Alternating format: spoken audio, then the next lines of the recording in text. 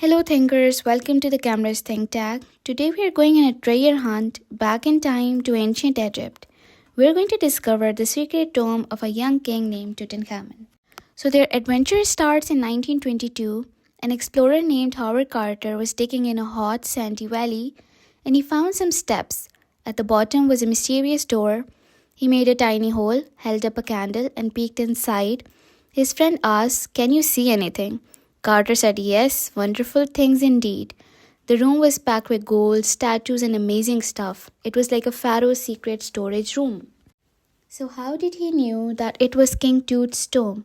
Easy. Tut's name was written everywhere, on statues, boxes, everything. It was definitely his. And boy, was it full. Even though some robbers had snuck in long ago, over 5,000 treasures were still there. And there were golden beds, shiny jewelry, tiny statues, even chariots and food. So why was so much stuff over there?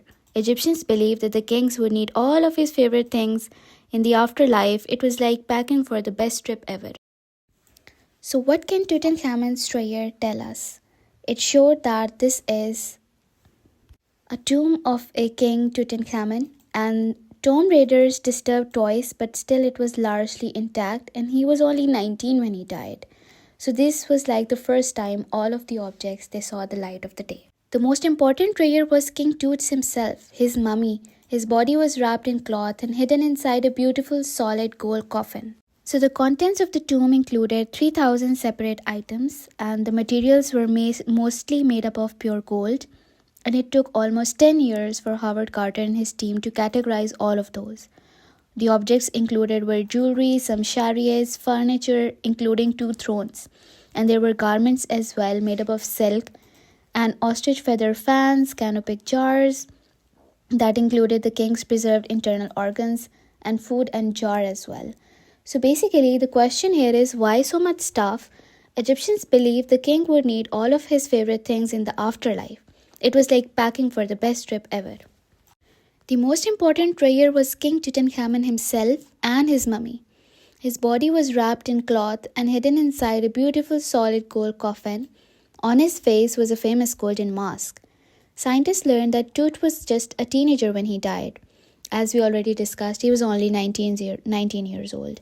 He was also buried with some canes to help him walk. So what was a pharaoh's job? That is the question we'll discuss in the next slide.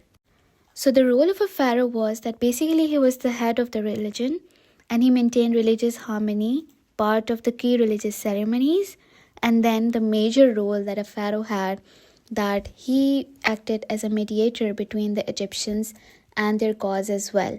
He was like a king, also he was a top priest as well.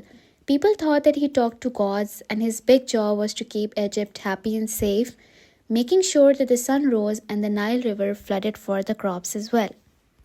And a pharaoh was a ruling king as well. He used to oversee all of the government and the military as well.